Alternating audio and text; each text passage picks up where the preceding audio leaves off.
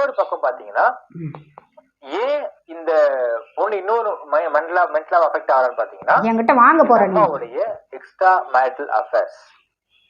நீ இப்படி இருக்கல்ல, எப்படி இருக்கும் என்ன தப்பு, என்னைய கண்டிக்கிற அப்படிங்கிற அந்த ஒரு இன்டென்ஷன் பாத்தியாடா நீங்க?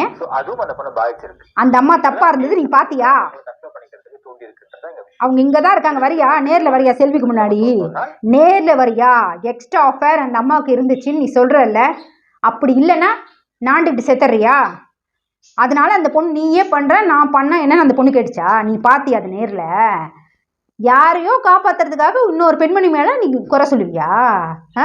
மரியாதை கெட்டுரும். வழக்கு விசாரணையில் இருக்கு, சிபிசிஐடி விசாரணை பண்ணிட்டு இருக்காங்க. அவங்க என்ன சொன்னாங்களோ அதை பேசு. இந்த எக்ஸ்ட்ராவா புருடாவாலாம் பேசக்கூடாது. பெண்ணோட கேரக்டரை பத்தி பேசக்கூடாது. மரியாதை உனக்கு இல்லை, அப்புறம் வேண்டாம், சாணியை கரைச்சி ஊற்ற வேண்டியது வரும்.